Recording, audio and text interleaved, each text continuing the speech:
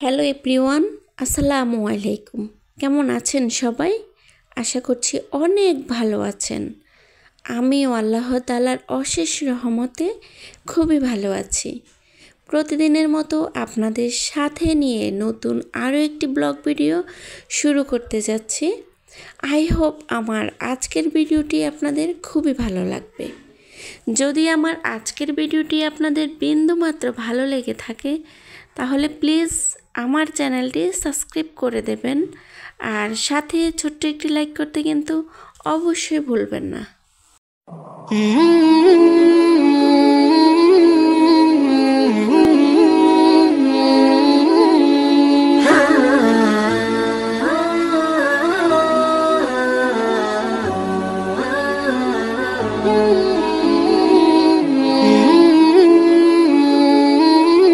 আজকে ভোরবেলা প্রায় 4-5 পদের মাছ নিয়ে এসেছে।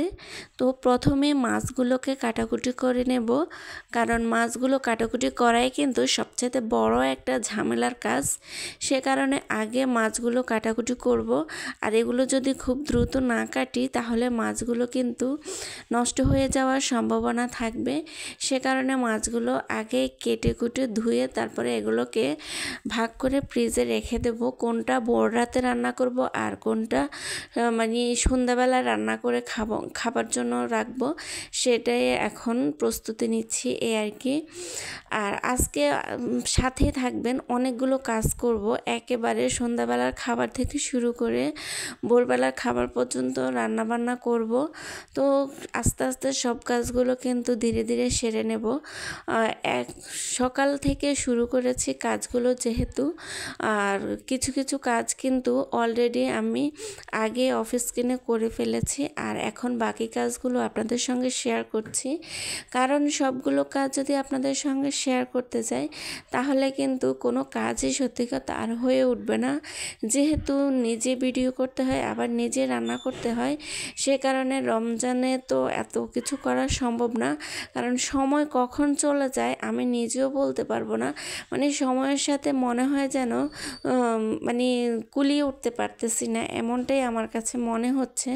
আপনাদের আসলে কি এরকমটা মনে হচ্ছে? তাহলে অবশ্যই কমেন্টস করে জানাবেন।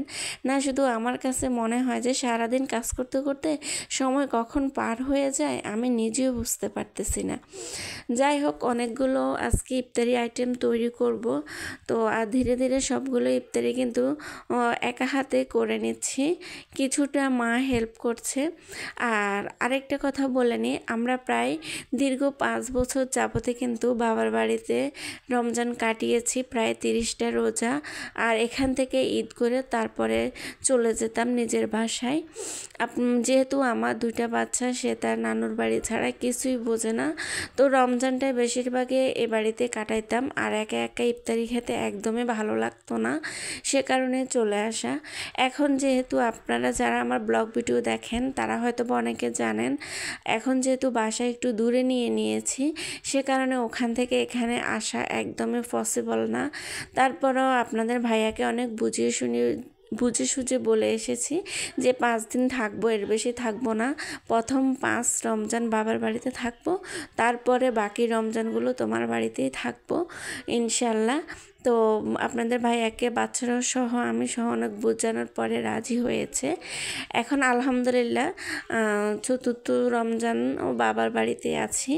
আশা করছি 5ম রমজান পর্যন্ত থাকবো। তো আপনারা অবশ্যই দোয়া করবেন, যেহেতু রমজানগুলো আমাদের সবারই সুস্থতার সাথে ভালোভাবে কাটে এই আর কি।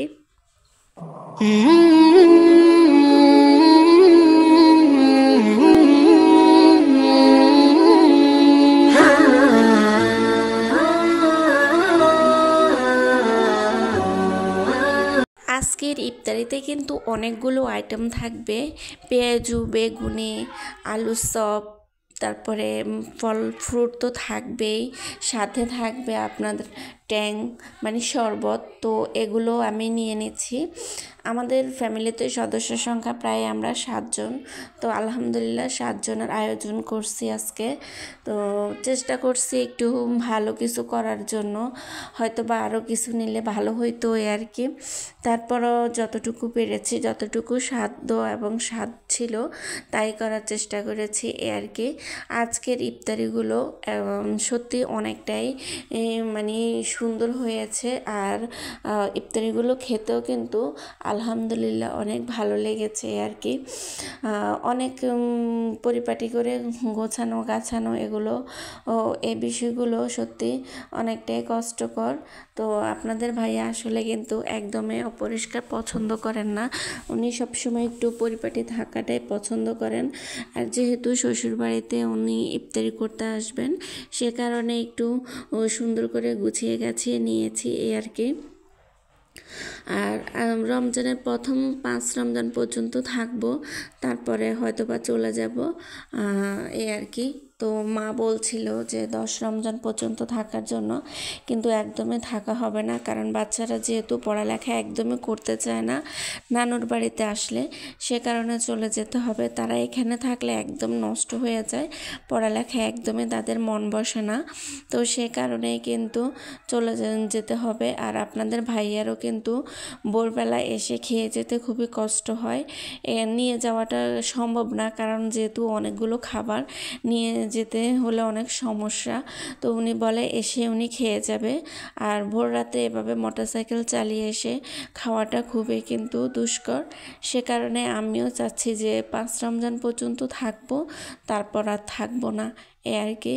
যাই হোক আলহামদুলিল্লাহ সবাই মিলে ইফতার করে নিলাম। তারপর ইফতার করার পরেও বাকি অনেক কাজ করেছি। আর আজকে কিন্তু প্রচুর কাজ করতে হয়েছে, যেহেতু মানে একা হাতে কাজগুলো করতে হয়, সে কারণে কিন্তু কাজের চাপটাও কিন্তু একটু সবসময় বেশি থাকে। চেষ্টা করে হেল্প করার জন্য মা, তারপরও মাকে বলি যে উনি যেহেতু অসুস্থ, ভাইয়ের বউ অসুস্থ, তো নিজেই মোটামুটি তাদের সঙ্গে হেল্প করার চেষ্টা করি আর কি। আর আজকের ইফতারিগুলো মানে কেমন করে সাজিয়ে নিয়েছি, সুন্দর হয়েছে কিনা, দেখতে কেমন লেগেছে অবশ্যই সবাই কমেন্টসে জানাবেন। যতটুকু সম্ভব ততটুকুই গুছিয়ে গাছিয়ে নিয়েছি এই আর কি। আর সেটাই আপনাদের সঙ্গে শেয়ার করছি। আশা করি আপনাদের সকলেরই কিন্তু খুবই ভালো লেগেছে।